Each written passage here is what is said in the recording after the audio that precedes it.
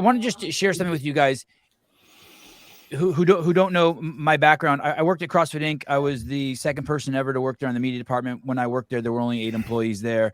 I worked there for a long time. There was no one with closer proximity to Greg Glassman in the entire history of the company than me. I worked directly with him. I was an executive there. When I started, there were 300 gyms. When I was fired, there were maybe, 15,000 or 13,000 gyms.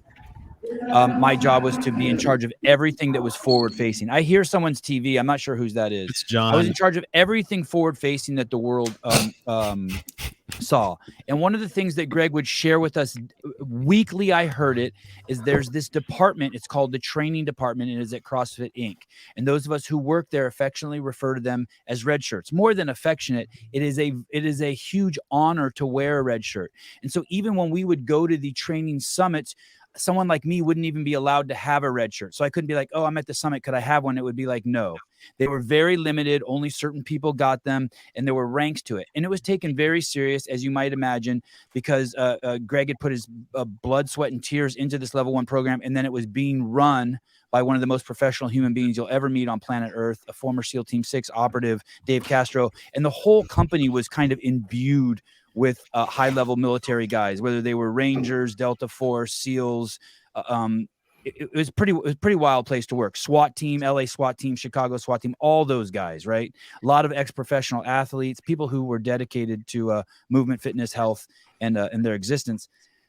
So in that time, there was this thing called the level 1. And the way Greg would refer to the level 1 would be like, this is where the CrossFit kernel and DNA exists. And this is where the culture is disseminated.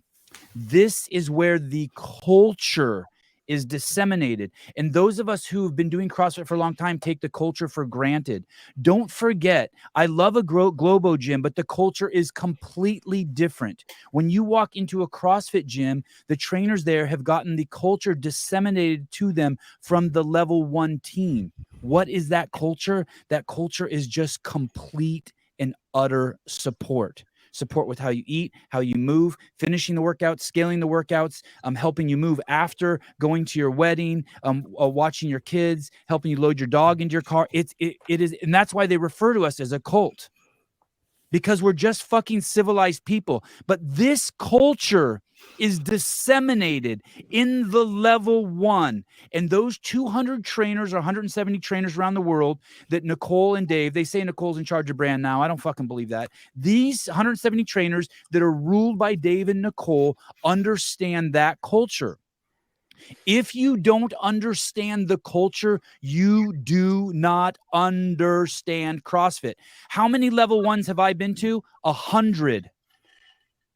When I worked at CrossFit, we went to the level 1 because it was fun. Like if there was a level 1 and you worked for CrossFit, you went to it. You just went and hung out. If you work at CrossFit Inc. and you have not been to 10 level 1s, you do not know CrossFit. That's just baseline. You do not know it. You do not belong. You shouldn't be allowed to call yourself an employee yet. You're just a fledgling. You have to. Good morning, Mom. Hi. Oh shit, I gotta behave. Hi, you know Mom. what's crazy? I felt have to. Sorry, Taylor. Hold that thought. You have to go to 10 level 1s. Go. I don't even care if you pass the test. The test is irrelevant. You have to go there, hang out, meet the people, get the culture. I'm going to have Greg on. Next time I have Greg on, I'll ask him about it. But what's making me realize it is this whole thing with poor Jay DeCoon's got, ass pounded a little bit, and I feel bad for him. But he was set up to fail. And there's time for him to maybe reconcile this, but he's got to attend 10 level 1s. Everyone on that executive team should go to 20. You should be excited when one comes to your town, and you should go visit it. You should hang out there, bring a sandwich, sit in the back. It is where the culture is disseminated, and it is a very, very special culture that so much of us, I'm sure JR is one of them, and Taylor's one of them, who goes into the gym, the affiliate every day, takes for granted. And it's why we joke around thinking we're a cult, but it's not that we're a cult.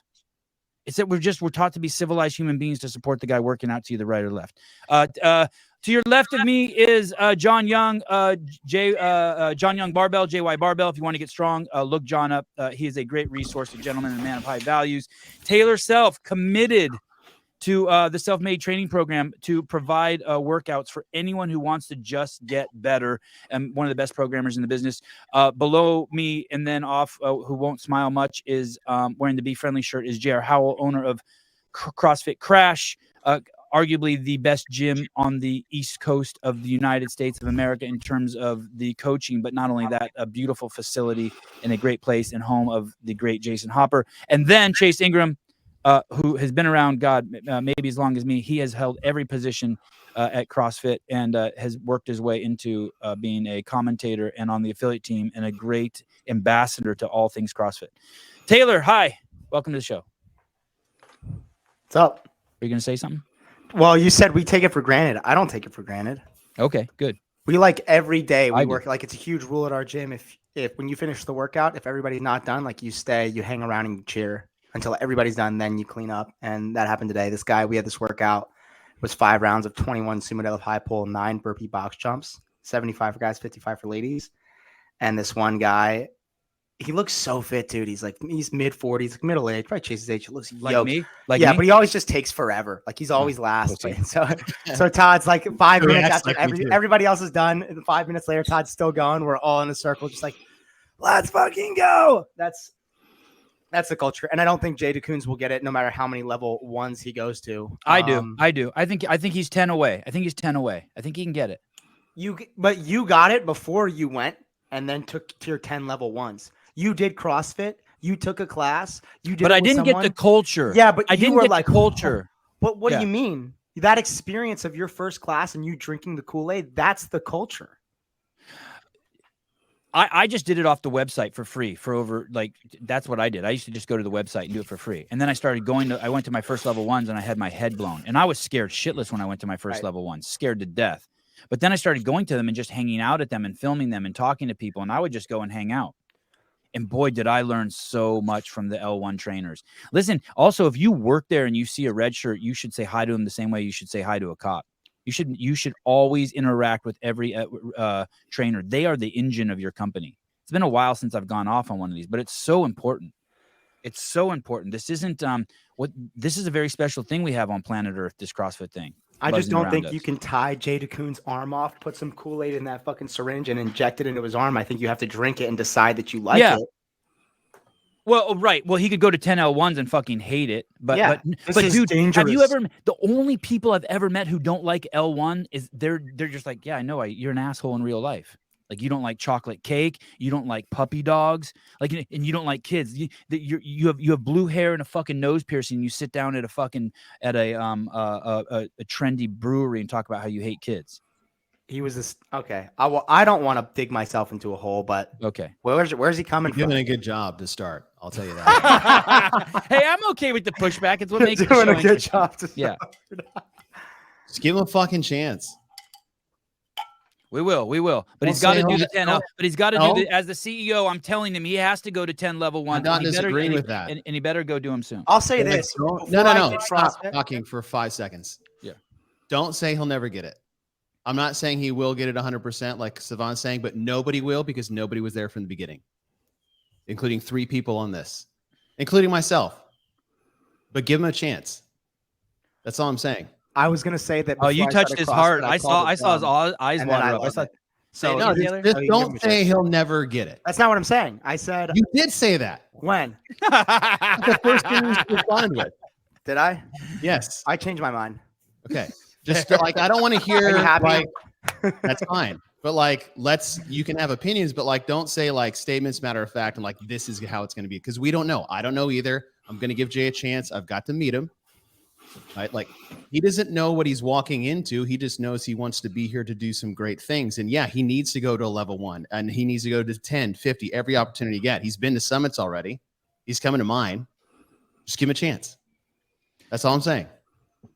Chelsea in the CEO shirt just completed my second L1 this past weekend. I didn't think there were going to be very many people showed up and there were 31 attending, even a first timer, never done CrossFit before. Yeah. I mean, dude, it's the shit. It's the shit. Okay, listen. John Young. Ooh. John Young. John. It's a little loud. I was loud. That was loud for real. Came in hot. That was hot. That was frozen. I wanted to ask him something while we're on this topic, but it doesn't look like he's. John's frozen. We're gonna try to fix this real quick. Go ahead, kick John off for a second. All right, I'll wait. I'll wait till he comes. Wad Zombie, if you want to earn our trust, he needs to come on the show. The thing is this, though. This show has become too big just to have Tom, Dick, and Harry's on. Like those days are over. You got fucking Tyson Bagent, Greg Glassman, J.R. Howell on the show. I ain't fucking around. You got to put after 3 L1s, he can come on. Damn, John really is frozen. Look at him, just staring off into space. To Chase's point, can I say one thing? To Chase's point, and you're right, Chase. Before I started CrossFit, I thought it was stupid. And I did it one time, and my sister took me, and I hated it because I think she probably beat me. And all my friends said it was gay, and that's a bad word. And I'm not going to say that because I love it now. You're right. Because you love being gay now. So you're right. That he deserves a chance for sure. Damn. I'm not the most reasonable person most of the time, but when you look, I'm not and didn't jump on it, but like you can't like everyone that starts CrossFit new is going to come from a different point of view. And yeah, that looked bad from 5 years ago and what he did prior to, but like the conversations I've had with him and the interaction that I've personally had with him, like the guy is here to try the best he can for CrossFit, not for himself, for CrossFit. Like he hasn't come in and told us what to do. He literally just sits down and asks us questions. That's it. Right. And like you said, it was like a perfect example of like yourself. It's like how many people looked at CrossFit and was like, that is the dumbest thing ever. They try it and they fall in love with it. Like, look at everything that you've done with CrossFit and what was your point of view before that? Like if you walked in and I met you, I was like, hey, Taylor, fuck you because you said this was gay. Like you never get to be a part of this community. Right. Yeah. Right. But give me a chance. I'm like, hey, guess what? I know that's what you think. You're totally off base, but I'm not going to grill you for it. I'm going to welcome you into the community. Right. Because like if he comes in with that point of view and everybody shits on him when he gets into the community, how's that going to change his point of view? But hey, here's how wrong you are. Welcome. Come on in. Let's go to some level ones. Let's go to some affiliates. Let's go to the affiliate summits. Let's peek behind the curtain. Let's talk to affiliate owners and show you how great this actually is and how wrong you were because you were totally wrong. You were totally off base, 100% off base, what you said 5 years ago. Let's show you how wrong you were by showing you how great we are. I agree with you. I agree with everything you're saying. Chase. God. I know. That's it, Chase. That's the thing. I agree with everything you're saying, but whoever hired him or brought him on set him up for failure by how they presented him to us. He's a private equity guy, worked at bar, and some bad videos out there about him. They should have hired. It's not Jay's fault. Oh, okay, you're right. You're 100% right. And I'm ashamed of attacking him. Because you shouldn't be. Guys. I'm just trying to let everybody who's listening know too. No, you're right. But I think it's important for me to acknowledge that because, dude, I was a drug addict. I mean, why give me a chance? Which drugs? Opiates, the weed. The Ohio State of drugs. There you go, dude. The weed. That's crazy. David Greco III, in defense of Chase, the company man. If he was the company man, he would not be. He would not be. He's not the company man. He's a good dude, and he's talking logic. We need both sides. No one has said anything wrong on this podcast. We're painting the full picture. I'm sure he came in because they offered him a shitload of money. They're like, hey, look at this cool company. Here's a ton of money. Do what you're good at, which is, they hired him for a reason. It's the private equity firm owns CrossFit. But like Chase said, that's not his fault. But give him a chance to absorb everything that CrossFit is. And like you said, it's really hard to go to a level 1 and not see the magic. And maybe he sees that.